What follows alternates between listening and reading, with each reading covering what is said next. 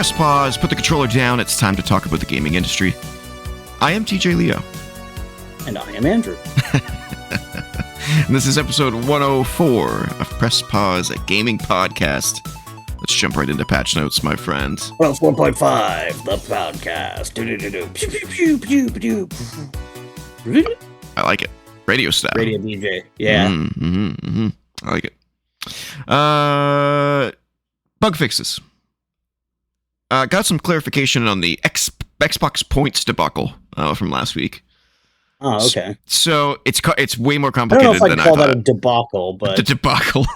I don't know what other word to use. But yeah. Debacle is like... It's a bit more extreme than that, but yes. True.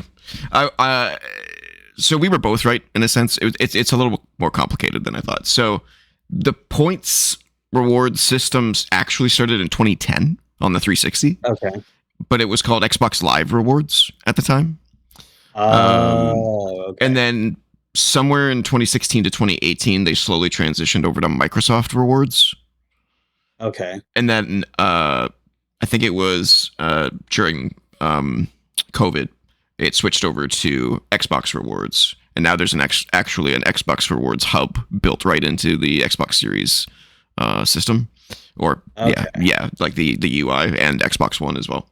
And you get them through achievements and quests, but you also get them through Game Pass activities. So it's kind of, we were both kind of right. So yeah, that's kind of clarification on all that shit. All right. Channel news. We are indeed going to 2 videos a week temporarily. I am exhausted. I am tired. That the caveat will be, we'll have 3 videos in a week if there is a pay-per-view for our wrestling channel, because we have to have 2 episodes for that. I just don't have a choice. You have to have a wagers episode and you have to have a review episode. There's no way for me to get around that. So in that case, there'll be 3, but otherwise there'll be 2 until further notice. All right, Andrew, what are you playing? So, and I'm going to talk about this for a while, I think, because I got a lot to say. I have been playing Final Fantasy VII Rebirth. Jumped on it just about right away after doing Remake. And I got to say, this one starts a lot stronger. You're actually out in the world. You know, you're actually doing stuff. Combat is better. They basically took what worked in the original game, which was most of it, and just kept iterating on it. So like you've got like partner moves that come in 2 varieties. There's just like standard attacks that are there to kind of mix things up and let you maybe do things that a character might not be able to do. Like for example, with Cloud. Cloud doesn't usually have any ranged standard attacks. You can do the dodge attack where you dodge roll and then attack out of it, and he'll do like there's like an energy beam out of his sword, but it's not a great way to do ranged attacks. It kind of takes a lot of time to do compared to a character like Barrett who just has a fucking gun. So you can, if Barrett's in the party with Cloud, you can hold the right shoulder button and press one of the face buttons, and they'll do a combo attack where Cloud bounces bullets off of his sword that Barrett shoots, so he gets ranged attacks. There's also stuff like, you can like get Tifa on your sword and launch her towards an enemy, or Red 13. And like sometimes the attacks are kind of similar between character pairs, but they always make sense, right? But then you also have, and there's the terminology they use is very specific and incredibly easy to mix up, so I had to check this. There's synergy skills and synergy abilities, and the skills are just the normal ones, and the abilities you actually have to build up to. It takes you have like this synergy, like these pips on your character's little status bar, and every time you do something that uses up an ATB gauge, like casting a spell or using a standard ability or using an item or whatever, Mm. it fills up one of these pips. And once both characters have enough of those pips filled up, they can use a synergy ability, which is more akin to like a big hard hit. It's almost like a limit break with how powerful some of them are and Mm. how much buildup that it takes to get them done. And they get their own they get their own animation and everything. Like the camera, like the characters pose and the camera pans around them, and the battle kind of doesn't stop. But your characters, they get that moment of invincibility during the little fancy camera spin around.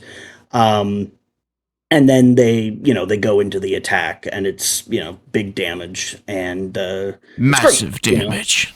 Yeah, you have a lot more opportunities for just uh, making those numbers pop when you face enemies. Um, so that's a lot of fun. Wandering around the open world is a ton of fun. It's not like a zoom out like traditional Final Fantasy was. It's an actual like world that you explore. It's obviously like truncated in its size. It's meant to be a general representation of what this world is like, and not the actual scale, because then it would take you like 5 days. Right. If it was Yeah. real world scale, just to get to the next town. Right. But they do the Skyrim thing where it's like, this is the shape of the world, but it's been scaled down like to 10% of its actual size so that it's feasible to get Yeah. around. But it's still pretty big. It's not a totally open world like Skyrim. It's more like you have the different regions, and they're like a big open space, but they have impassable borders around them, and like one or two paths in and out to Open zone. connecting it. Open zone, yeah. Kind of like Final Fantasy 12, would you say? Yeah, yeah, but there's no map screen to select where you're going. It's just you walk out of the town and you're there. And there's also no loading screen. It's just you go. Yeah, like that. I like that. It's seamless. Starfield.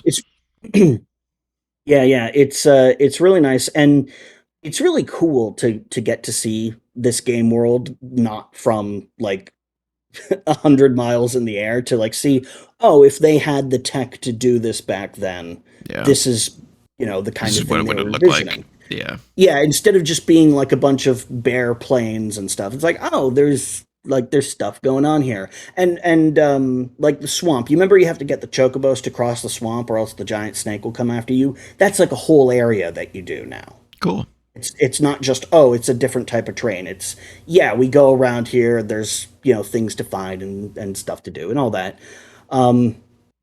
And my favorite thing about traversing the game world is that this game does something that I wish more games would do, and more games are doing it than used to, but I think this should be a thing in like every game, at least every game that doesn't have a jump button. There's like a parkour system in the game where you can just hop over like obstacles in the way. So if there's a fence, like a low fence, you don't have to run around it. You can hit the button and Cloud will just, vault over it. Or if there's something that is high up but not too high, like if Cloud could feasibly jump up and climb up, you can do that. You can even set it so there's a little indicator at your feet that it's like a little white curve that points in the direction of something that you can hop on or over. And if you're sprinting, which is where you're holding down the trigger as you run to go a little bit faster, you'll even do it automatically. Nice. It's kind of like Prototype in that regard, except you don't run up the side of a building. Right. So I guess it's not exactly like Prototype, because that's a big part of Prototype. But yeah, it's a quality of life kind of a thing where it's so nice. Yeah. It's so nice to just not have to worry about, am I going to get hung up on this little piece of geometry or not? Right. Because you just hop over it. Like 9 out of 10 times, if it looks like you can get over that thing, you can. And sometimes you can even do ones that look like that. I don't think I should be able to make that jump or that drop, but sometimes it's within the range and you can do it. It's very nice. Very nice. And the other thing I like is the towns. This is not a thing like it was in the original Final Fantasy VII, where every town outside of Midgar is just like 5 buildings on a single screen. These are kind of like actual towns. This is a point of reference that you won't appreciate very much because I know you didn't do a whole lot with this game, but it's kind of like The Witcher 3, where the towns tend to be more town sized. I did get to the city. Okay, so then you know what that's like. Yeah, it felt huge, even though it wasn't actually like fully traversable. It was like it just made it feel like it was huge. Yeah. Cool. So you could you could go into like, that's as far as I got. By the way, I got to that city, and then I was like, I'm done. Yeah, you can go to different areas, and it's not just like here's a building or two. There's like a whole thing, and there's people. Like there's people everywhere. It's not just, oh, here are the only characters that you'll ever need to talk to, like the shopkeepers and a few NPCs that you can just speak to. There's like crowds of people. There's people walking around. There's people interacting with each other. Like there's a whole bunch of NPCs, and it makes the whole place feel a lot more alive and inhabited, and not just like a pop-up, like a theme park attraction where it's like, here's the Wild West town. And it's just like a few facades, right? It feels more like an actual lived-in place. And it's also like really meticulously decorated. I got to give a shout out to the people doing like all the environment design, because they're really killing it in this game. Like there's a thing that this game does, and a lot of games do this now, but there's like a depth to areas. You know how before you'd have like say storefronts in games, like it's GTA 3, you go to a building that has like an all glass storefront, and it's not really a window, it's just like a texture on what's supposed to be a window of what it would look like inside. But I know what you mean. Because it's not 3D, it looks like a poster depicting the inside of a shop. It doesn't move with your perspective. But then more recent games, they actually have a little area in there with little interior stuff in there. And it's not as detailed as an area that you'd actually be able to go in, but it's like it actually now has depth to it. There's a lot of that. There's a lot of things where it's just, it's not just like a flat barrier. It's like, here's some grates, like a locked gate, and you can see there's some stuff behind there, and it just makes it feel more realistic. You peek through the window and you can see a chair and a table and like a little bookcase or something. Yeah. And not everything is like that. Not every window is like that. But the fact that any of them are, just adds to the detail. Yeah, it just adds to the detail. It makes it feel, like I said, less like a facade of a place and more like an actual place. I like it a lot. So I've been mostly having a good time. However, there are a bunch of mini games in this. And I know, the original Final Fantasy VII had a bunch of mini games, but those were typically very simple and very short. And that's not really the case here. So there's 2 mini games in this that are really annoying to me. There's a tower defense mini game called Fort Condor, and this is based on a mini game that was the original. I was going to say that sounds familiar. Yeah, it's a sort of a tower defense board game kind of thing. And it's okay, but it takes really long, because you have to wait for the troops to get to where they're going. They move very slowly, and because it's a warfare game. It's not just like enemies are coming to you. It's you're sending your soldiers to destroy your enemies' locations, and they're sending theirs to you. So they've got to go across the battlefield. They've got to meet and fight, and then a bunch of them will die, and then you've got to spawn in new ones. And the front line only moves to wherever like the furthest back enemy is. So the closer they get, the less like range that you have to deploy your troops, and that just makes it take longer, and I don't enjoy it very much. It's okay, but it's just a lot of waiting, and I don't find that very entertaining. The one that I really hate is the card game Queen's Blood, which is it's kind of like It's kind of like Triple Triad in that it's about Oof. controlling spaces on a grid. They overcomplicated it way too much. Like basic simple Triple Triad where it's just four directions, numbers. If your number is higher, you win and flip the enemy card. That's fine. It's super simple, straightforward, easy to understand. This is like you're adding up numbers to like your conquest of one of the three lanes, and whoever has the highest number at the end of the game wins. But then there's also you're adding like markers to spaces, and cards need a certain number of markers. So a 1 mark card can be deployed on a 1 mark space, but a 2 mark card needs a 2 or 3, and You're the hurting my cards brain. have yeah, they have like different layouts of what kind of marks they add onto adjacent spaces. Sometimes it's just right in front of them. Sometimes it's two spaces in front of them. Sometimes it's a space behind them. It's just like it's so overly complicated for what should be just like a basic ass card game.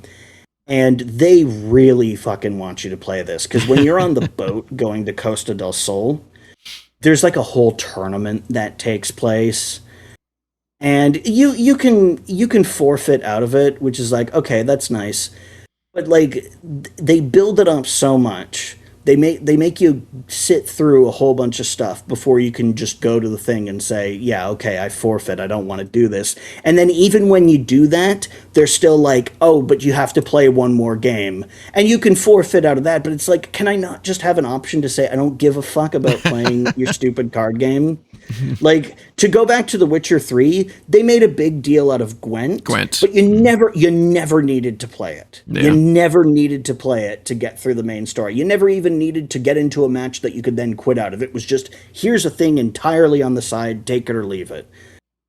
And then when you get to Costa del Sol, there's another part where they want you to play it, but it's a different version of the game with different rules. And so like, oh yeah, that card game you just learned how to play, forget half the things you learned about it because we play a different version here. And that is not strictly required for progression, but it almost is because in order to continue the story, once you get to Costa del Sol, you need to get onto the beach. But the beach has a bouncer, and he won't let people on the beach unless they're in swimwear. But you Oh don't buy my swimwear. god. Yeah, I know, right? Like Cloud Strife, soldier, whatever. Giant sword could slice this dude in half. No, can't go onto the beach without proper attire. But you don't buy the swimwear. You have to do mini games in Costa del Sol to get a ticket that you can exchange for the bathing suit. Now, Red 13 doesn't need any because he's an animal, and Barrett already has like his sailor outfit that he gets on the boat. But you do need to get swimsuits for Cloud, Eris, and Tifa. And there's two swimsuits each, so for a total of six, and you need at least one of them, so you have to do at least three of the mini games. Now, some of the mini games are okay. There's a shooting gallery in there. It's a shooting gallery. Targets pop up. They have a point value associated. It's very much like the Resident Evil 4 shooting gallery, or literally any shooting gallery ever, right? It's fine. There's also a mini game for Red 13 that you don't need to do, but if you do it, you get one of his weapons. So I did it, and it's basically Rocket League for animals. You have to knock giant balls into nets. Oh wow. You run around and slam into them, and also try to defend your own net. It's whatever. It's fine. Um, this variant of the card game is one of the mini games that will get you a ticket for Cloud Swimwear. So you have to at least Hmm. do the shooting gallery game or that card game. And I didn't realize when I did it that you only needed to do one. I thought that you needed to get both of the tickets and turn them in. So I did both of them.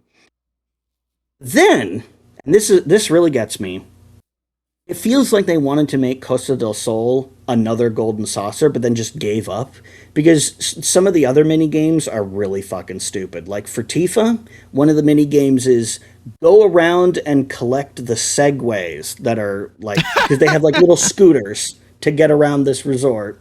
So go around and collect those and bring them back to their designated parking zones. And you'll like that's the mini game. You'll get the ticket to exchange for one of her outfits. Like, are you fucking serious? That's not a mini game. That's No. just like I'm That's a just doing fetch quest. somebody's. It's a fetch quest. I'm doing somebody's job. That's ridiculous. Right? It takes so fucking long to do, and it's super, super fucking annoying. And I'm past it now, but like it was making me really fucking miserable. It's like I was having such a good time with this game. I was having no problems with it. And then I just hit this fucking wall. And isn't it ironic that the resort town that's supposed to be the relaxing vacation spot is the most work I've like the least fun and most like pointless bullshit work that I've done in this game? What the fuck? Yeah. Like if it's supposed to be a joke, if that's their idea of a joke, I guess it's kind of funny, but it's still annoying. Yeah. But I'm past that now, and I'm having fun with it again. But man, it was rough. A drag getting there. Oh, and oh my god! So one of the other mini games, I had the worst problem with this. So one of the mini games is you got to find these cactar like stickers or posters or whatever. They're images of cactars. You know, the little cactus dudes. And you got to find the pink ones. There's a few different ones. The rest of them are decoys. You got to find the pink ones, and you got to photograph them. There's 4 of them, and 3 of them I found really easily. 4th one I couldn't find. And eventually I was like, okay, I give up. I don't know where it is. I looked online. It's on a fire hydrant. And I go, okay. I go to the fire hydrant. It's a green one on there. And I'm thinking, did the game, like, did it bug out? What's going on? I kept looking to see, like, is there any mention of this sometimes breaking? Like, I couldn't find any mention of it. I even went onto the Steam forums. It was like, what's going on here? And while I'm waiting for a reply to that, I keep running around. I eventually find it. The way that I find it is the stupidest shit ever. So there's another fire hydrant that has a pink sticker on it that I'm looking for, but it's nearby a structure. And because of the way that it's positioned, it's basically, it's a fire hydrant that is on the pier. So on one side it's water, and on the other side there's a structure. And there's very narrow space between the pier, or like between the water and the structure, and that's where the fire hydrant is.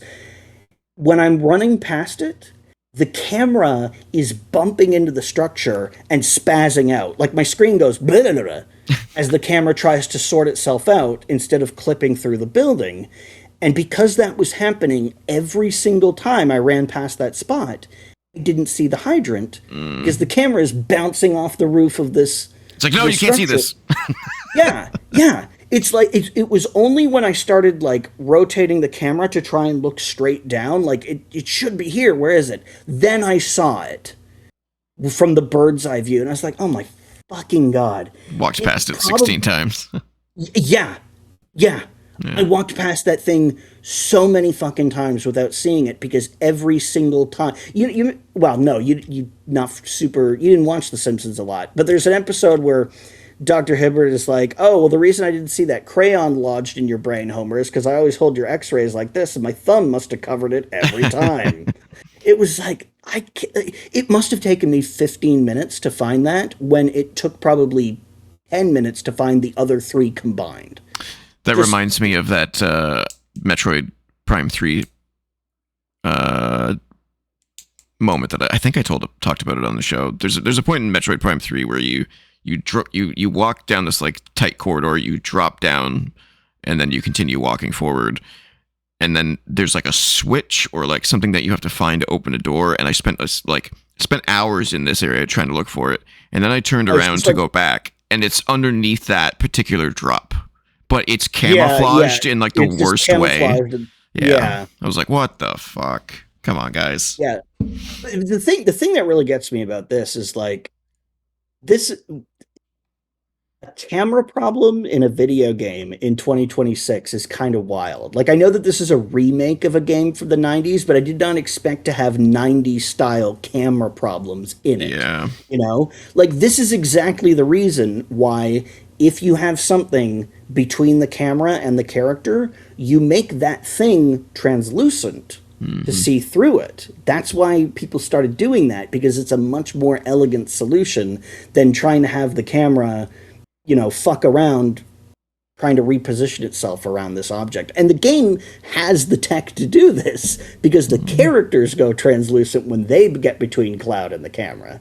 So it's like, guys, the solution is right there. You already have it. You think that would have been patched by now too? It's been out for. Oh yeah, because the game's been out for like almost a year at this point. Yeah. Probably about a year at this point. It was. It's a little weird. It was such a comedy of fucking errors, man. It was pissing me off so much.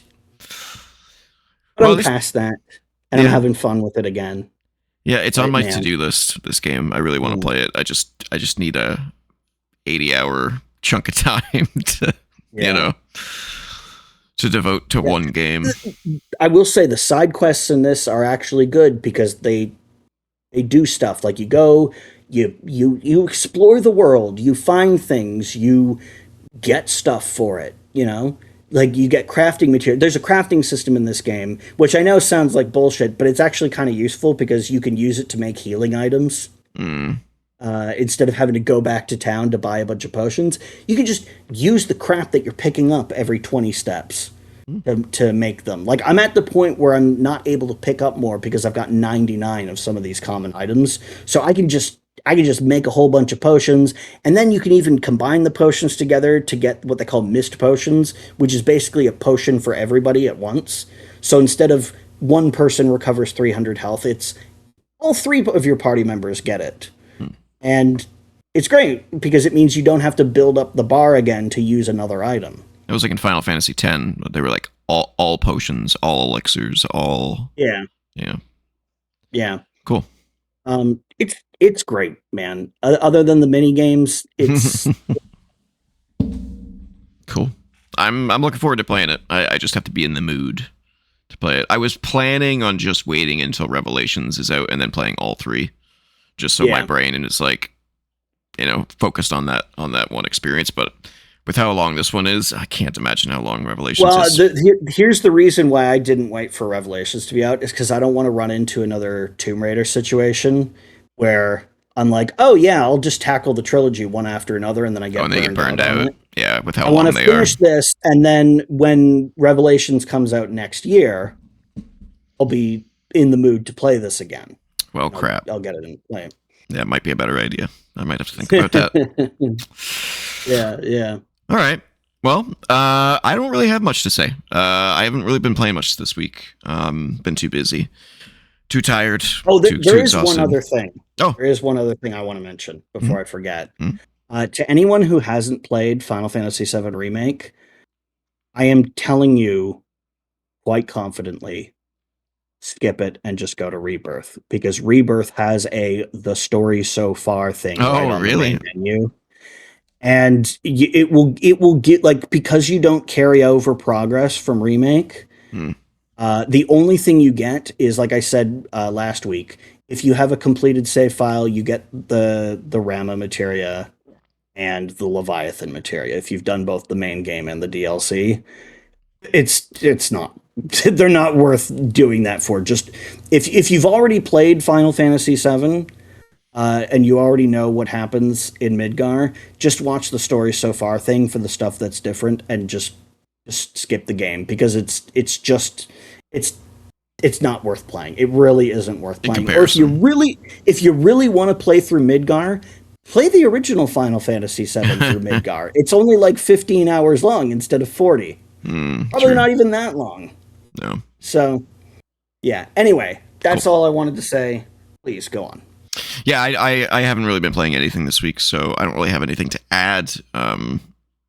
Yeah, I think I've fooled around with a couple of Game Pass games, but nothing that I can really give any significant feedback on.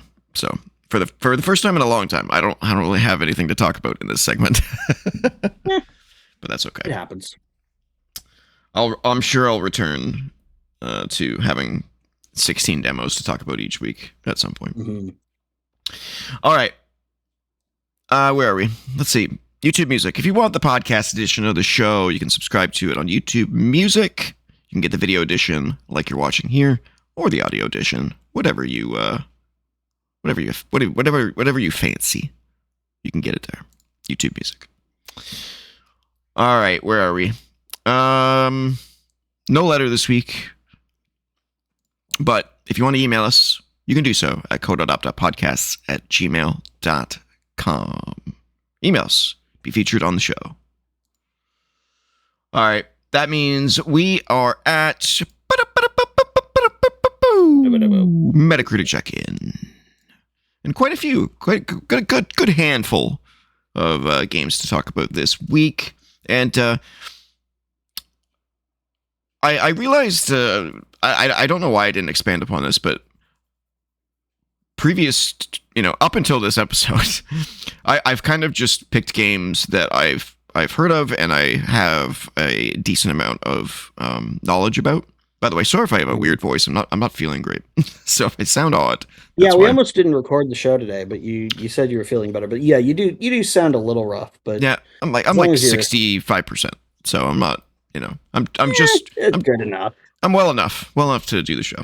Yeah, I didn't want to wait because I like doing the show. Yeah.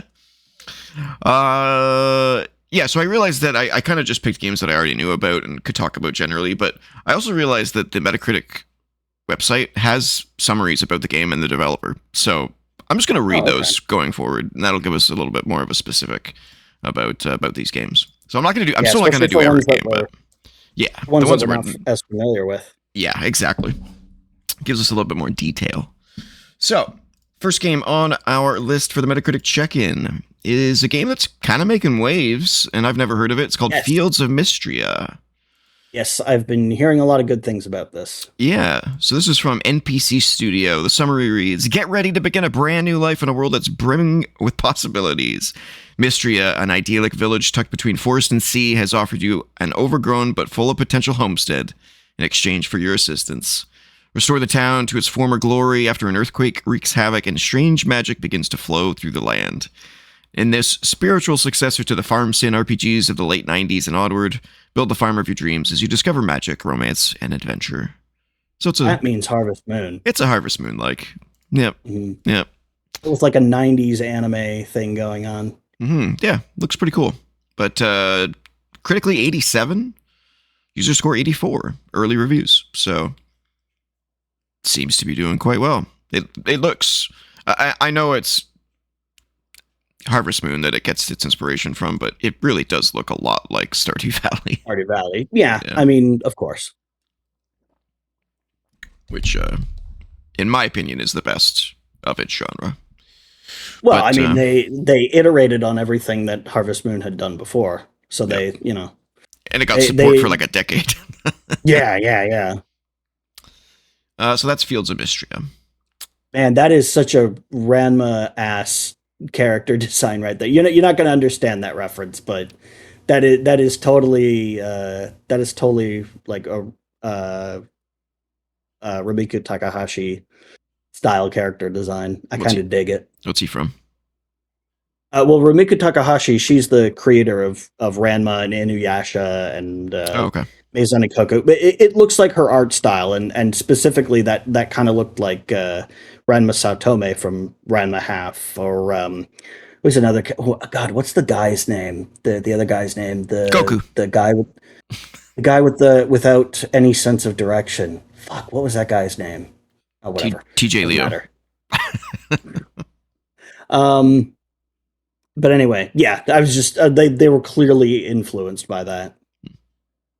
I like the way she draws. I don't always like the way she writes stories. I feel like she goes through the same motions over and over again. But I love her art. It's fantastic. For sure. Speaking of great artwork, Marvel Tokon Fighting Souls is out in the wild now as well.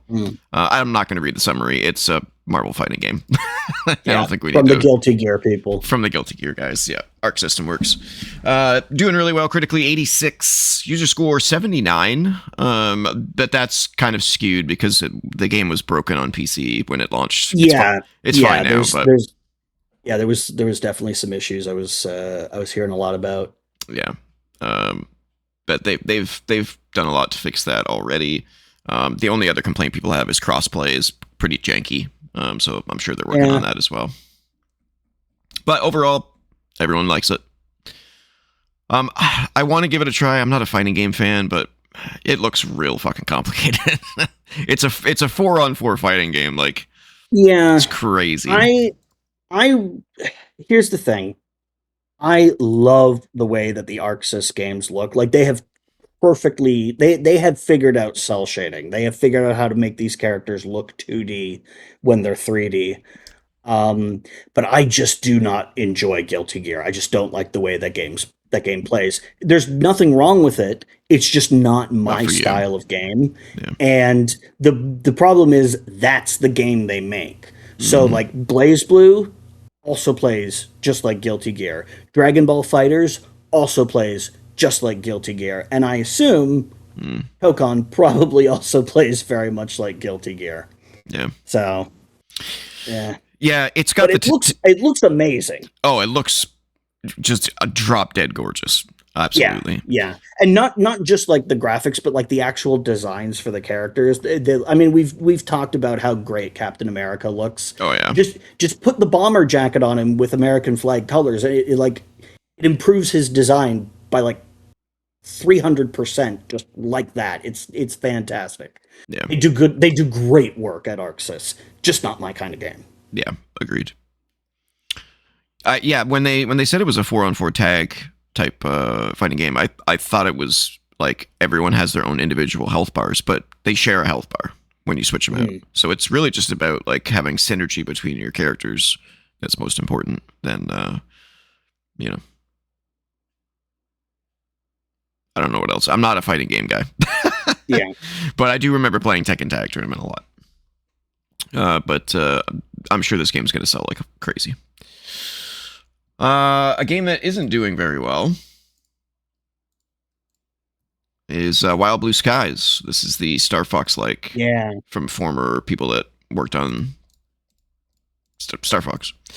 Chuhai Labs, I believe, is the developer. 61 critically. So I looked into the reviews because I was interested in this, but I guess it mimics Star Fox to a point of too much. Yeah, grody. Yeah, like it's like I watched the IGN review and they did a whole segment on its similarities to Star Fox, and they're like 1-to-1 in a lot of cases, like Star Fox 64. If this had come out and there wasn't a Star Fox remake, I feel like it probably would have got a little bit better reception. But because the Star Fox remake came out before it kind of just comes off as a ripoff instead of a an ode. Like sticking too close to its source material. Yeah. Without doing a lot to distinguish itself. Like there was a game, I don't know if you remember this, but way back in the day, there was a PlayStation game called Grind Session, and it was a skateboarding game, and it was just a straight up Tony Hawk clone, exact same controls, exact same mechanics, like 100%. Even one of the levels was virtually identical to a Tony Hawk level. Now, granted, that's because it was based on a real life skate park, so of course it would be, but it was like the cloniest clone that ever cloned. And I don't think anybody played it. I mean, I played it once. I remember that name. So yeah, it was like, this is fine, but why wouldn't I just play Tony Hawk? Why wouldn't I just play Tony Hawk, right? It's the Torchlight syndrome. Yeah, it does. It doesn't even do the same things better. It just does the same things the exact same way.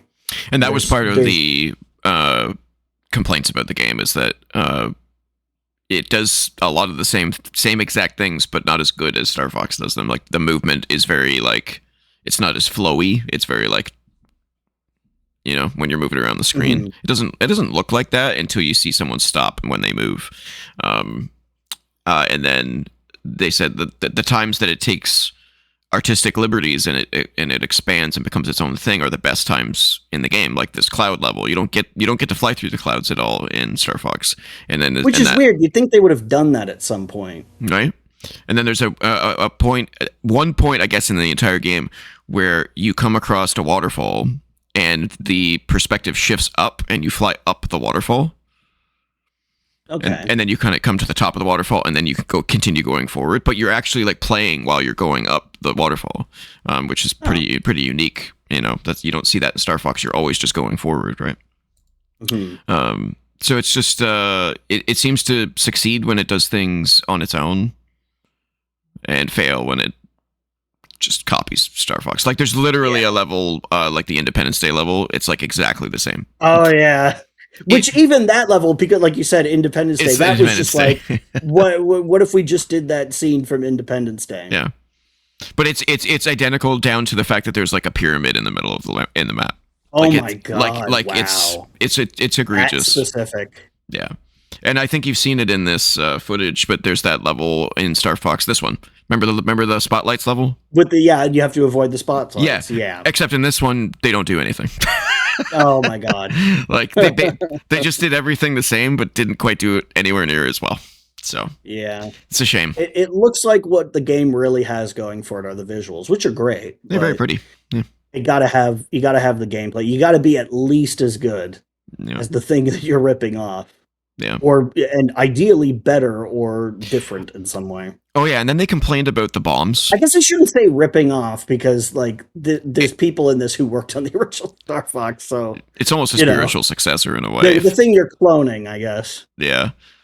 The other thing they complained about was the bombs. So in Star Fox 64, when the bomb goes off, it does that like 6-point explosion. Yeah, like the big like star-shaped explosion. Yeah, so it was really easy to kind of hone it in and figure out where it was going to attack. What the range of the bomb is, yeah. In this, I guess it's just a quick like boop, and so it's really difficult to figure out, where the best place to fire it is.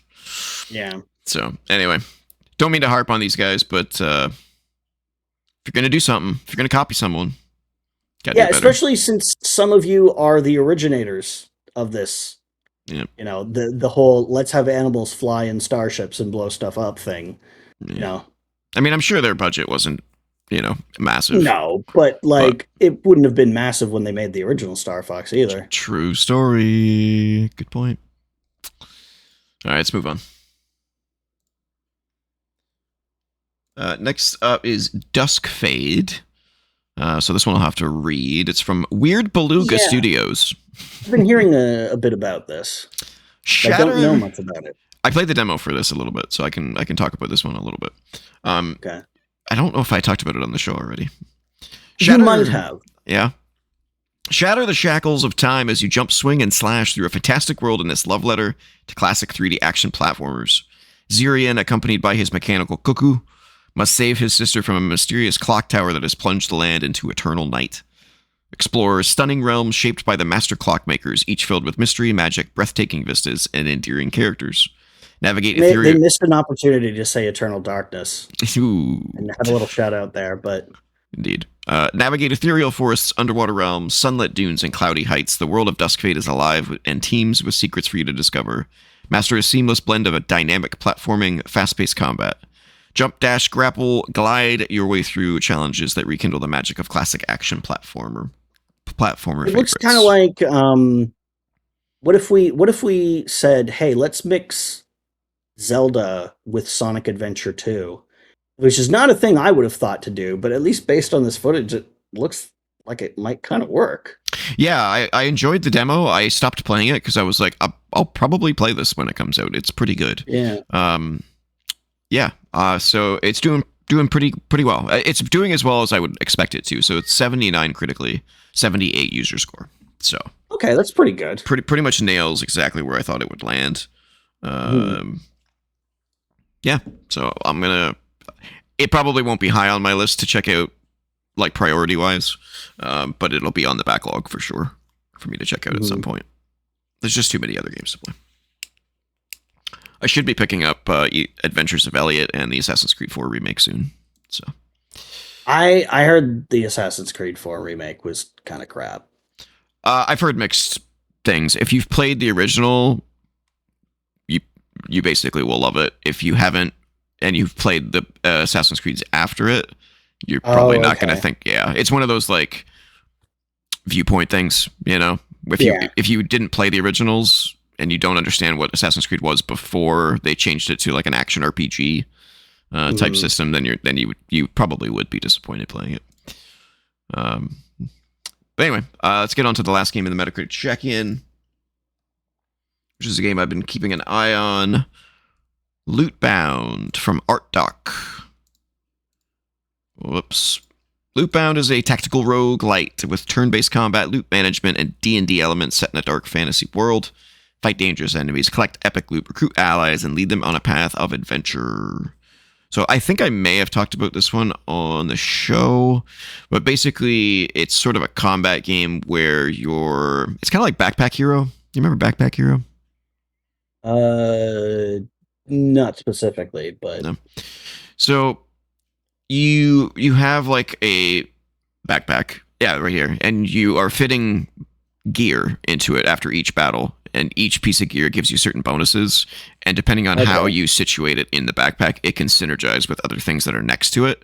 So it's kind of like this kind of sounds like this is a game that never ended up coming out, but there was a game in development called Jack and Casey, and it was like Resident Evil 4 inventory management, but as part of a battle system where she would reach into the box, like into your inventory, and pull out stuff to use as a weapon in the order that it was lined up, and then drop it, and you would pick it up again, and it was like you have to inventory manage while she's fighting. Gotcha. This doesn't sound like it's exactly the same, but inventory management is a big part of the game. Yeah, so inventory management is between the fights, and then the fights, you have all these attacks, as you can see here on the screen, that are enabled from the loot that you got in your inventory. And once your inventory gets full, then you kind of have to piecemeal what you want to pick up from battles and swap out with whatever you currently have in your inventory, and kind of max out as best you can. But it looks pretty cool. It's very early reviews, but 76 is how it's doing. So I'm going to keep an eye on that. But I did play a demo for it, I believe, at some point, and it looked pretty good, or played pretty good. So something to keep our eye on. And that's it for the Metacritic check-in. Bink. All right. Where are we? I don't know where we are. Let's get into the news. Not a lot to talk about this week, but a lot of bad stuff. A triplet of layoffs to talk about, because it wouldn't be a week in the video game industry without them. Just wouldn't be. Just wouldn't be. So let's start with the first of the 3 layoffs. Until Dawn developer Supermassive Games cutting up to 75 staff following mixed response to Directive 8020. The latest round of cuts was confirmed publicly in a statement posted to social media by Supermassive, which described the difficult decision to begin a redundancy consolidation process as a necessary step to help ensure the stability of the company. When they call it redundancy. Yeah, it's a really cold way of saying we got to get rid of people. We know this is like, oh man, we don't need like 5 talented people. We only need 2 talented people. So we'll get rid of 3 of those talented people because the talent is redundant. Fuck you. Yeah. We know this will be an incredibly difficult time for everyone, and our priority throughout the process will be to provide support to all those impacted. Supermassive Games' latest launch was Directive 8020, another title in the studio signature horror anthology series, The Dark Pictures. The game arrived in May to a positive write-up from IGN, which praised its polished visuals and improved gameplay, though the game sits with a mixed user response on Steam, where only 1,400 people have left a review. This is the 3rd round of layoffs from Supermassive this year, in the last 3 years. The company previously cut staff in February 2024, when around 90 staff were impacted, and then again in July 2025 as it shed 35 more employees. How many people do they have left? Yeah. The company reported around 350 in 2023. So they're about half that now. About half that. Yeah. So, I mean, this doesn't surprise me in any way, shape, or form. When you're a studio that makes a niche genre, people are going to get tired of it. Like, why did these guys not learn from Telltale? Yeah. It kind of blows my mind. Telltale's game quality never dipped. It wasn't the quality of their games that was the problem. It was the fact that they were all the same exact game, just with a different license. And there's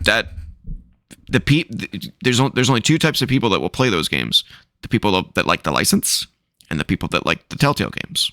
Right? Mm-hmm. The people that play the license will probably play it. The people that play the Telltale games eventually, and that's probably the majority of your player base, that's going to drop off because people will eventually get tired of the same game being played over and over again. And that's what happened to me. I played a shitload of Telltale games, and then eventually I was like, yeah, I don't think I'm in the mood for another one of these right now, you know?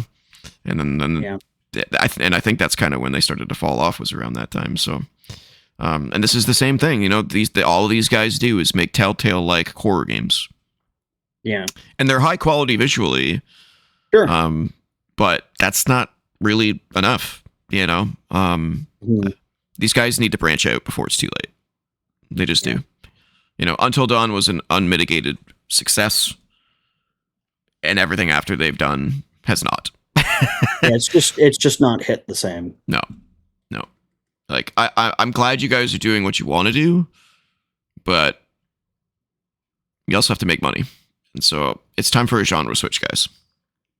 Yeah, and I'm sure that there are people there who want to do other stuff, you know? Yeah, for sure. Definitely. I mean, there's probably not a whole lot of gameplay in these games. It's just a lot of cutscenes. No. You know? It's mostly about the making of decisions, and there's a little bit of exploration, you know, but ultimately it's mostly about getting from point A to point B, making a decision, then from getting to point B to point C, you know?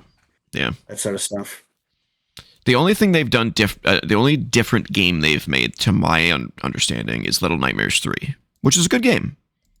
It's not a great game, but it's a good game. And it's a different genre. So, like, they have the ability to create other games in other genres. So they need to do that. They need to break out with something else. If you like horror, then stick with horror. That's fine. But, like, it can't be another play the movie, the game type of experience anymore. So, well wishes all to the people affected, as always. Yeah. All right, next round of layoffs.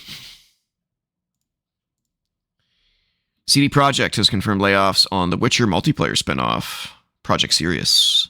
First reported by Kotaku, 9 staff working on the game were cut. In a statement issued to IGN, CD Projekt confirmed 4 staff in its Boston office and 5 in its Warsaw headquarters lost their jobs, with 9 others told they could apply for potential roles on other projects. As of April 30th, Project Sirius has 83 staff working on it. That number is now presumably closer to 60. Quote, "We adjusted the size of the Sirius team to reflect the project's needs at this stage of development. As a result, 4 people in Boston and 5 in Warsaw are leaving the company." We've already said that. That is a repeat sentence, guys. Does the Witcher series need a multiplayer game? No. I don't know what's with these companies, man. You have gold already. Don't fuck it up. You know? Like, not every IP needs to have a multiplayer component. It just doesn't. Yeah. Remember back in the day when like PS3 generation, when like every single player experience had this tacked on multiplayer crap? Yep. Like, we learned from that, guys. You know, like, I understand you're making like entirely separate projects for these multiplayer experiences, but it's not necessary. It's not necessary. Yeah, well, I think what they want is for it to be a recurring source of revenue, you know. Yeah, I know. Yeah, like, I remember Tomb Raider had a multiplayer mode, the reboot. Yeah. I was like, what? Yeah. We don't need that. It's not necessary. Completely Uncharted unnecessary. did. Although Uncharted's was pretty good, but it's like, it doesn't need it. Last of Us had it. It was really good, but it wasn't needed. Yeah, which is probably why they canceled that one that was exclusively multiplayer. Well, that one I remember was because and you know, this is sort of one of those like duh moments where they realized how much work it would be to continue supporting it afterwards. Yeah. And it's like, well, no shit. They're so used to just putting out a game and it being done. You know, they didn't think, oh, it's multiplayer. We got to continue to iterate on it, or people will stop playing it after a couple of weeks. Yeah. Yeah. So, yeah, thoughts go out to those affected at CD Projekt. And our third and last set of layoffs. Netflix is shutting down its LA-based game studio Night School, best known for its side-scrolling psychological thrillers Oxenfree and Oxenfree 2, which is Oxenfree is what you're seeing here on the screen. The streamer is also... I don't think I've ever played a Netflix game. So it wasn't a Netflix game originally. Oxenfree came out on the consoles. I think it's on PC. And then they were bought out by Netflix, and I think Oxenfree 2 is a Netflix game. So do you like need like the Netflix app or go to their website to play them, or are they just like a publisher? And they're using that Oxenfree Netflix money 2 might be a Netflix game. Oxenfree 1 is not. You can play Oxenfree anywhere. It's just like it's so like I don't understand. Oh no, Oxenfree 2 you can play anywhere too. Do they? Okay, so they do distribute them. It's not like a. It's Yeah. not like a, oh, you need to play this through the Netflix service. Yeah, it's just published through them, it looks like. Okay. It's probably available on Netflix games, though. The streamer is also shutting down Moonloot, its game studio based in Finland, which has not released any titles, but was developing a unannounced life sim project. Here's a corporate statement, which I'm going to ignore. Yeah. I was going to ask you to ignore it. Yeah. This news comes just after Night School released Unhinged, a first-person narrative-driven horror game created in collaboration with Weapons director Zach Kreger on June 30th. Starring names like Sadie Sink and Zoe Kravitz, it stood out as a unique offering in the current gaming landscape, which reviewers described as fun and scary, choose-your-own-adventure romp. A former member of Night School staff spoke about the closure on LinkedIn, writing, quote, "Despite directing Unhinged and shipping it 6 weeks ago to millions of excited, satisfied players, it looks like I'm back on the market, along with the rest of Night School Studio. I'm so proud of what we accomplished, and millions of people agree that we made a great product. Onward to the next exciting thing." These are the latest game studio closures from Netflix after the streamer shut down Team Blue in 2024. Netflix founded the developer in 2022, and it closed without releasing any games. It also closed... Yeah, if you only give them 2 years before you axe them, then yeah, what the fuck do you expect? It also closed Boss Fight Entertainment in 2025 after acquiring it in 2022, releasing several games within that time frame. At the time, Netflix described Boss Fight's closure as part of a less is more strategy on a few identified verticals. Whatever the fuck that means. Yeah. Yeah, it's not going well for Netflix games. It's not going well. So, thoughts go out to that studio, or former studio. I have to assume that they'll probably reform, but who knows? We don't know. All right, let's get on to some better news, some more interesting news.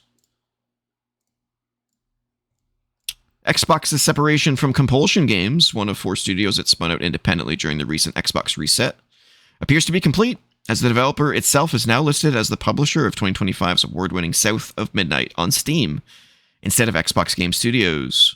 The change was first pointed out by indie developer Michael Clamaris on BlueSky. Interestingly, Xbox Studios is still listed as the publisher of Double Fine's Psychonauts 2 on Steam, despite the San Francisco game developer also becoming independent after Xbox's recent sweeping changes. Just taking time to finalize the stuff or whatever. Yeah, I wouldn't read into that at all. It would just bureaucracy.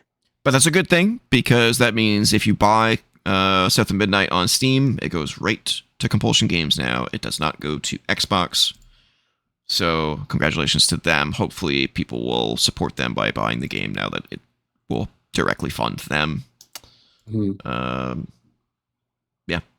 So if you're ever interested in this game, now's the time to buy it. At least on Steam. I liked it. I think it's good. I don't know if I would pay, a full $60 for it or anything like that, but it's good. I liked it. All right. Next up. We're moving through these at a steady clip. As fans continue to suggest potential subtitles for Elder Scrolls 6 based on the number of asterisks in Xbox Asher Sharma's tweet, a theory that Bethesda hid the actual name in Starfield years ago has emerged, and it's pretty compelling. As we reported earlier this week, Elder Scrolls 6 Sentinel has emerged as the front runner for the title of the game. but it turns out that Bethesda might have teased it in the Starfield character creation screen back in 2023. As various members of the community pointed out, the character ID number in the Starfield character creation screen spells out Sentinel perfectly if you divide the numbers into pairs and use the numbers as the letters of the alphabet. The title was at our noses for more than 3 years, and we somehow missed it. So yeah, missed it. It requires some numerology shit to get. I wouldn't say, somehow missed it. How could we not see it? The internet is so savvy though. So when you look at the character select screen, it's just the character select or the character creation suite, and then at the bottom it just says, what does it say? I think it just says character ID, and then there's just a number there, but it's always the same number anytime you create a new character. So the fact that it took this long for someone to go through it and be like, what could that be? It can't just be random numbers. I'm kind of surprised it took 3 years. That's not like the internet. But yeah, if you divide all the pairs of numbers in that code, it spells Sentinel. And Sentinel is one of the regions in what's the world called in Elder Scrolls? Tamriel. Sentinel is a region? I don't know. Hold on a second. Let me. Northwest section of Tamriel is Sentinel. Let me. Well, it's a capital city, I think. I don't know if it's specifically the name of the. Oh, okay. Yeah. It's the name of a city. Yeah, in Hammerfell, I think. Yeah. So yeah. And then Asher Shammer said she saw a demo of the game this week. Whatever that means. Yeah. I still feel like that game is 3 or 4 years away, and it's like, why are you even saying anything? Yeah. Unless they're going to tease it, at Game Awards or something like that. I don't know. Really weird. Really weird. All right. Halo campaign evolved. The recently released Unreal Engine 5 remake of the campaign. This is a really bad sentence. Half of the original Xbox killer app, Halo Combat Evolved. So, in other words, it didn't have multiplayer. Has sold 1.2 million copies across Xbox, PlayStation 5, and Steam. And that's only 2 or 3 weeks it's been out. So that's pretty good. That stands at approximately $67 million made so far. And the firm Alina Analytics estimates the split in purchases by platform to be about 42% on Xbox, 41% on PS5, and 17% on Steam. They're calling the sales figures soft, citing too high a price for a package lacking in competitive multiplayer, while also offering far less content than for more money than the $40 Halo Master Chief Collection, which PS5 owners don't have access to, but Steam users do. I do think it's a little overpriced. But obviously, I don't find that soft, personally. 1.2 million copies in 2 weeks for a game that's ancient at this point and doesn't have multiplayer? Yeah. I don't know about that. I think that's pretty good, in my opinion. I'm kind of surprised it sold that many at all, because you're getting less content for a game that's been released twice already. Yep. I'm a little surprised that it's sold the best on Xbox though, because it's on Game Pass. You would why would you buy it if you have an Xbox? Really weird. I don't know. I would have thought Steam would have been the highest, but guess not. Weird. But congratulations to Halo Studios. I think it's a success. I do want to play it at some point. In full. Obviously, I've already played the bonus missions. All right, and finally, short episode. Not a busy week. We're not going to talk about the Twitch stuff? I had heard nothing of Twitch. What happened to Twitch? They're training AI models on people's streams now, and you have to opt out instead of opt in. Oh, well. I thought for sure that was going to be your last story. No, I'm glad I'm not on Twitch. Yeah. Wow. Yeah, that's assholey. That's assholey. Hopefully YouTube doesn't do that at some point. That would be asshole. They probably already are. That's probably true. And you probably can't opt out of it. It's probably just the way it is. Yeah. All right. Well, this is the PlayStation Plus game catalog update for August 2026, which I believe came out earlier this week. It's either it's already out or oh no, there's dates on here. All right. So this is the extra and premium editions. This is not the 3 free games of the month. Helldivers 2 already out. You can get Helldivers 2 on extra and premium today. Kingdom Come Deliverance 2 PS5 coming out August 18th. Vampire Survivors PS4 and PS5 August 18th. Is there anybody who doesn't already have Vampire Survivors? That's probably why it's going on the I guess, yeah. Yeah, because the games usually come on here once sales have like dropped to a certain point.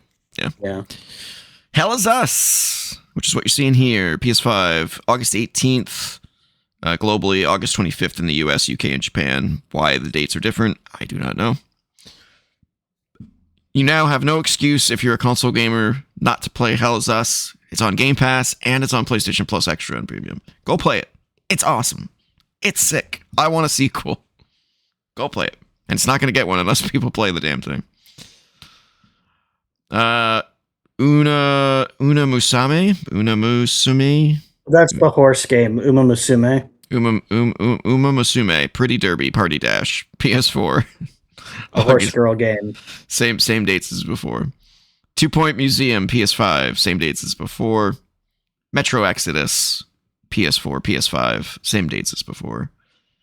Dying Light 2, PS4, PS5, which is very strange because it was just given away as a free game on every version of PlayStation Plus as a permanent download. So I don't know why it's on here. Yeah, weird. And then PlayStation Plus Premium Classics. Onimusha Dawn of Dreams, which is Onimusha 4. And Disney's Atlantis The Lost Empire. Random choice. That happens a lot on their classics. It's very odd. And that's it for the news. It's a short week, guys. Short week. Oh, there is one other thing. Yeah. So Restory we talked about. Oh yeah. Apparently, they got busted for using generative AI. Uh-oh. Yep.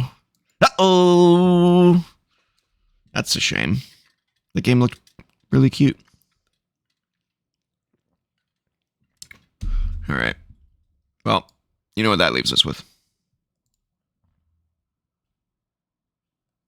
Oscar Scope! I tried to do a little sing-song there. Did you hear that? No. Well, that's not what I wanted. Nice. Little glitchy glitch there. No Man's Sky. I don't know. That looks a little low res. You think? Just try it. Zoomed in. Nope. 90% really? though. It looks super No Man's Sky-ish, although this looks less so. No. 90%'s really high. Mm-hmm. Every game I'm thinking of is, I'm like, there's no way it got a 90.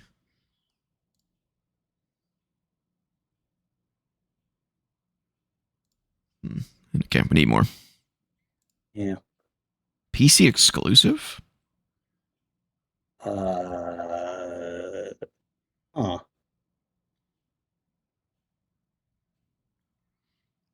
This looks familiar though. That circle looks familiar, like that highlight. Maybe it's Impossible Creatures. 90%? No, there's no way. But I mean, why not? You might as well. Better than just not guessing. See if it's even in there. Nope. All right. Oh man, that's funny. Is this like 90%? That's what's throwing me off, is the 90. Well, tell me what you're thinking. Okay, well I'm wrong. I'm telling you I'm wrong. It's an MMO. Okay. I don't know then. I don't really play MMOs. World of Warcraft? No. I have no idea. Is this maybe Final Fantasy 11? No, it looks way too good to be Final Fantasy 11. It's also came out way too late to be Final Fantasy 11. I don't know. Is this Guild Wars 2? Oh, maybe. I have no idea. Yep. That was a complete guess. I have no idea what Guild Wars looks like. Yeah. I mean, I played it, but like I wouldn't have been able to remember it. I kind of want to play it now, though, with the Guild Wars 2 coming out. I think I have it somewhere. Like the actual disc. Although, not that it matters, because I don't have a PC that has a fucking disc drive anymore.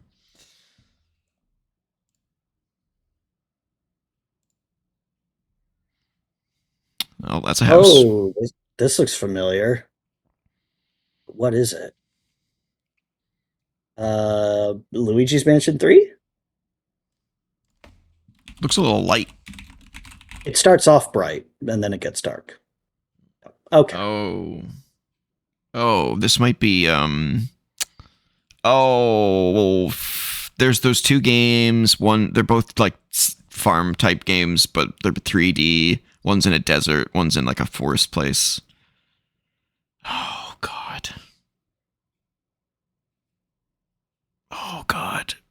What's it for? Give me It's for everything. everything. It's pretty current. The desert one came out a couple years ago, I want to say. Lost in... No.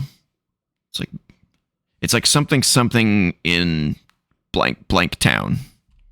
Jesus Christ. Okay, that's a lot. You're asking me to play Wheel of Fortune on top of Screenshot Scope. Yeah, it's like something in Sandtown, something in Desert Town. I don't know. Fuck. Yeah, it's the one I'm thinking of. Xbox One and Xbox Series, but not on PS4. Interesting. Oh. Maybe it's not what I'm thinking of then. This looks like the desert one that I'm thinking of, though. But It probably is. Maybe it didn't come out on the PS4 for some reason. Yeah, Or maybe I have no idea what game you're talking about. So. Fuck. It's something. I know. It's something in something town. Well, we'll put in something town or whatever into the bar.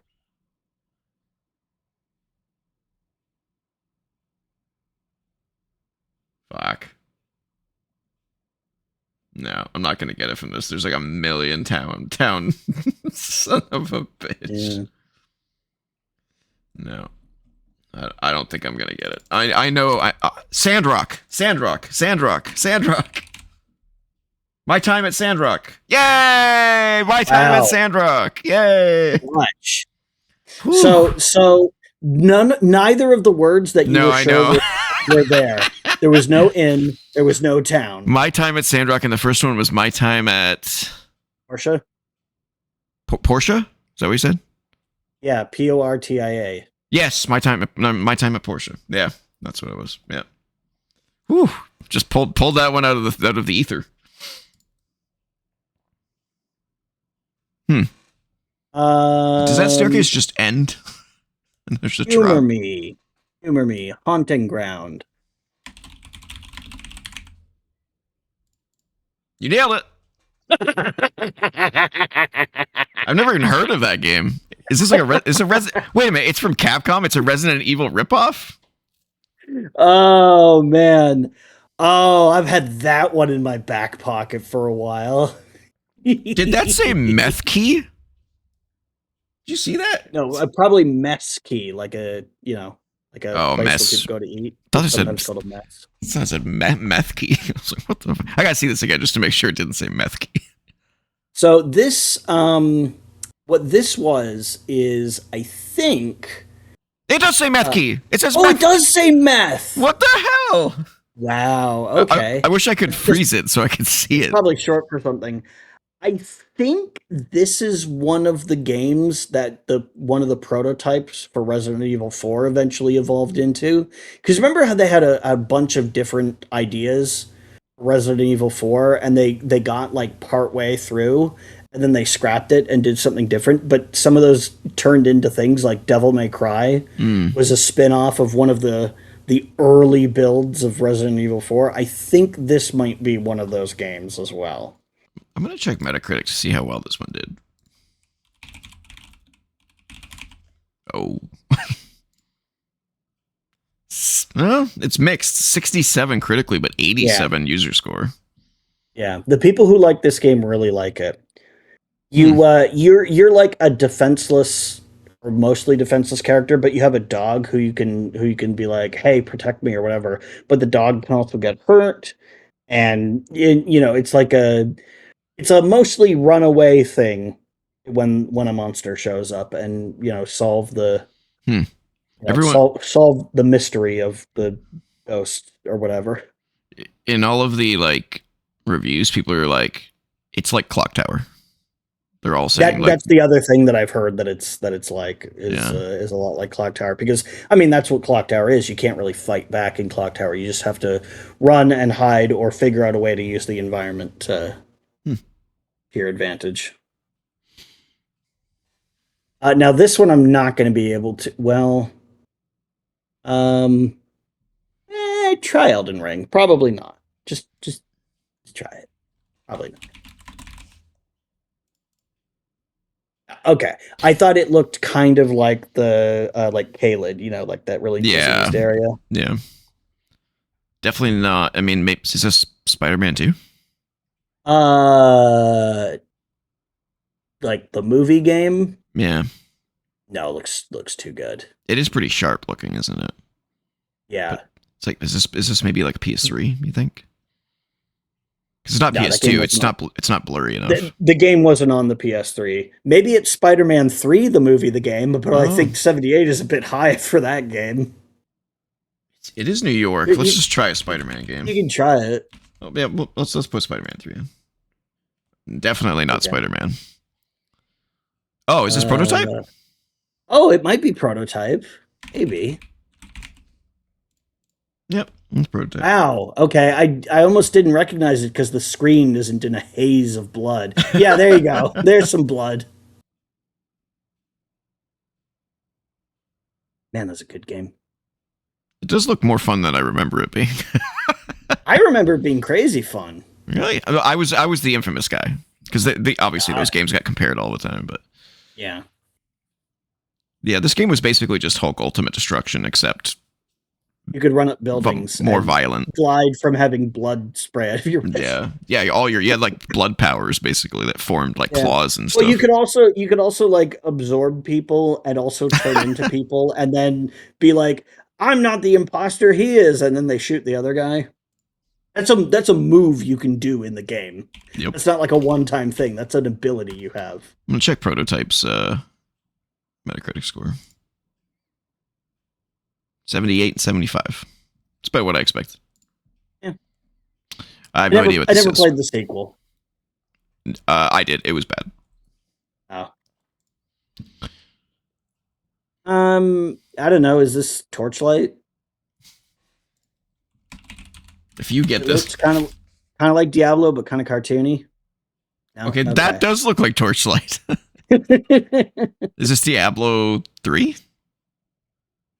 It does look like a Diablo game. I don't remember there being a minecart anywhere in Diablo 3, and I've played the fuck out of that game. Diablo 4? Maybe. I haven't played Diablo 4. It doesn't look... The visuals don't look like Diablo 4, though. It could be. You might as well try it. PC exclusive. Okay. Defeat the camp to gain mercenaries. Is this Path of Exile? Maybe. It's going to be one of these Diablo-likes that I don't know. Maybe it's that Van Helsing game. It's a Oh, it's Heroes of the Storm! Wait, no. No. Wait, no. Is it? Well, try League of Legends. But is it? That's Ghost. That's okay, Ghost. Well, then try Heroes of the Storm, or not Ghost. Nova. That's Nova. It is Heroes of the Storm. But okay, then do it. But you can't hire mercenaries in this game. I have no idea what this is. They just put in Heroes of the Storm. I know. It's just it doesn't look like it's from the right game. Yeah, this is not a picture from the game. There's no hiring mercenaries from a camp. Oh, wait. Yes, there is. That's not how it looks, though. Wait, there is. Jesus Christ. Yeah, no, it looks a lot different. This must be pictures from, like, the beta version or something like that, because that's not how it looks anymore. Oh, yeah, and then this map doesn't exist in the game. This was removed because the map was so unbalanced. They couldn't fix it, so they just were like, we'll just remove it. What a game, though. I love that game. I did not. You know that because man, you were like, we should play this. I was like, I'll give it a shot, and oh god, I did not like it. No, I love it. Love it. It's still live today. People still play it. It's not supported. It's just in maintenance mode, but it exists. Although for some reason they've put out like balance patches like once a year. It's really fucking weird.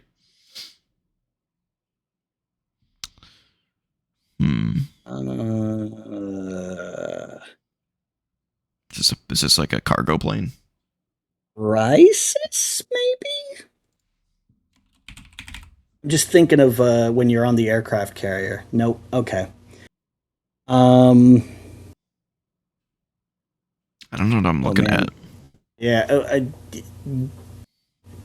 Maybe water or maybe terrain from way high up in the sky to the point where it's like... I don't know, man. I don't know either. I think you're right on the first one. I think it's water because there's like this weird reflection here.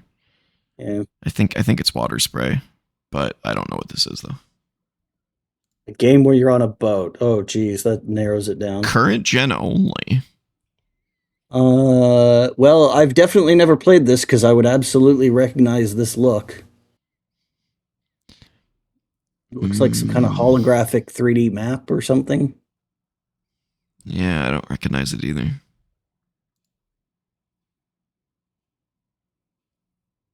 Oh, I think this is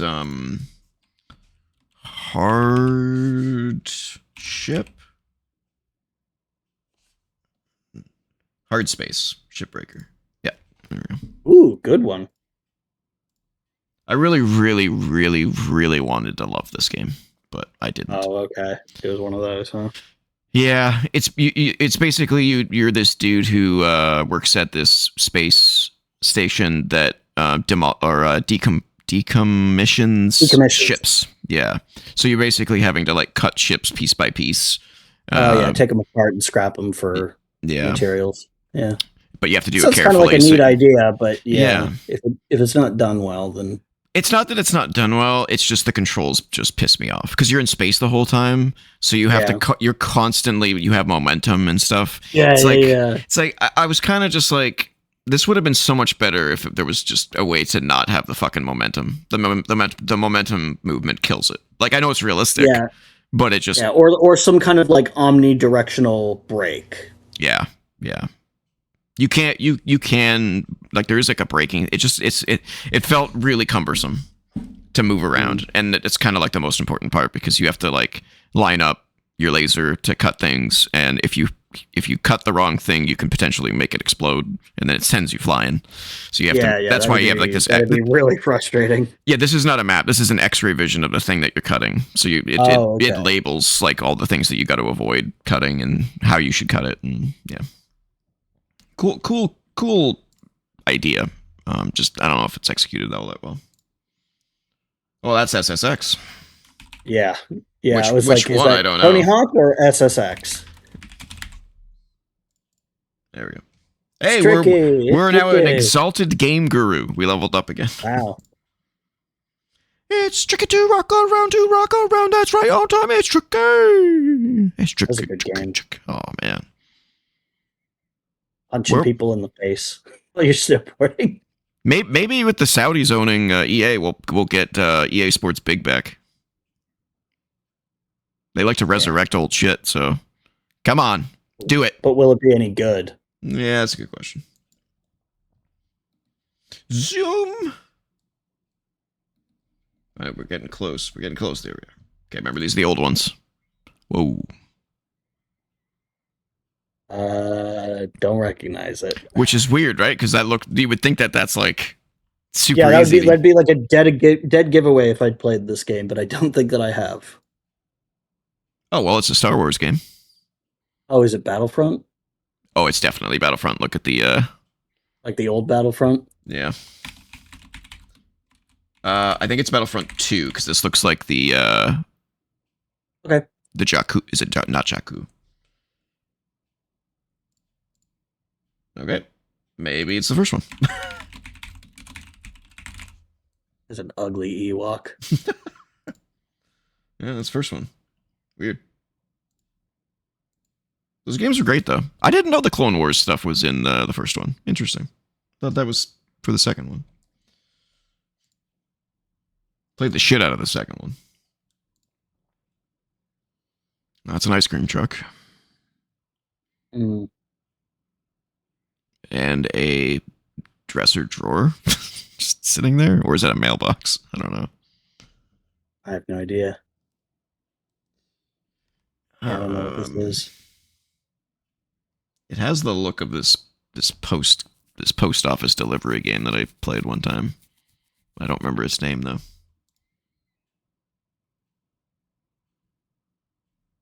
Is this a Hitman? It could be. Just something about it suddenly struck me. Like maybe this is a Hitman game. Well, it's not Absolution. Oh, it could be Absolution. Let's go with Absolution. It is Absolution. Wow. I can't believe we got Hitman from that. Nice teamwork on that one. It looks like he's carrying that karate guy, that famous karate guy who makes bad movies. What's that guy's name? Oh, it's Steven Seagal. Steven Seagal. Looks like that's Steven Seagal.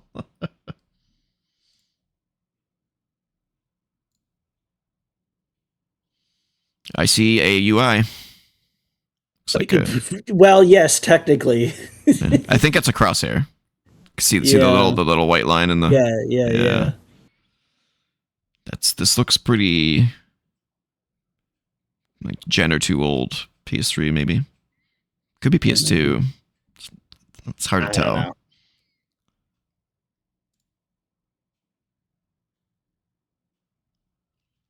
Huh. Weird color palette. And it looks like there's like a cel-shaded hand over here. Yeah. Might not be as old as we think it is. It might be maybe, stylized. How about Tales of Arise, maybe? No way. Tales of Rise looks gorgeous. We'll do it though. All right, Switch exclusive? What? Oh, it's a Pokemon game. And, okay. Fuck. Okay, we'll try Pokemon Legends.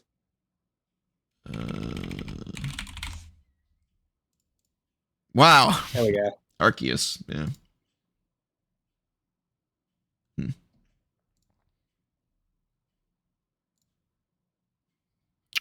Well, that's the Resident Evil remake Fireplace, is it not?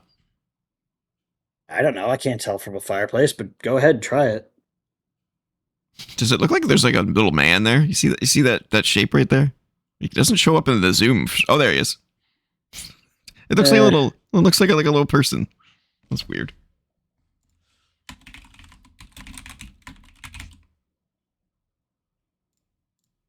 No. 89% high. It looks like the fucking Hyrule Temple stage from Smash Brothers. Like the background of it. Yeah. What was that first image again? Weird. Is this a Souls game? I don't think. Maybe Dark Souls 2? I wouldn't recognize Dark Souls 2 because I haven't played it, so I'll give it a shot. It is a Souls game. So it's 1 or 3. Gotta be 3. Try right? 3 then. It's gotta be 3. Yeah. Yep. Oh yeah, that's a dead giveaway. I don't know what gave that away. I think it was the fireplace that kind of made me go, is this a Soulsy game? Because combined with this, I was like, is this Soulsy? It did kind of look like that style of rendering, but there's a Yeah. lot of games that kind of look like that.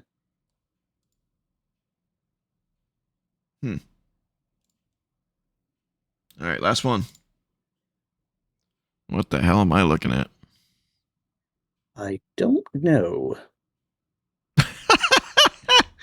I love when you just can't tell what this is. I mean, it's like stuff in bags, but what kind of stuff? Just Balls. balls, like bronze balls. Bronze balls in a cup. Yeah, I have no idea. Does it? I thought that was the Papa John's logo. Oh.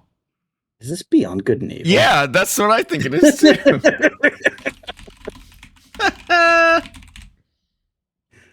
No, not 2. That doesn't exist. There we go. It is.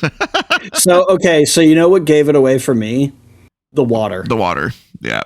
The water. It just looks like the water in that game because you go around on the hovercraft, so you see a lot of that water. Yeah, and this is the repair station that you can go to repair your little ship thingy. Game's very pretty. It stood the test of time. If only there was a sequel. Game. I was gonna say they should make a sequel to it someday. Fuck Ubisoft, what are you doing?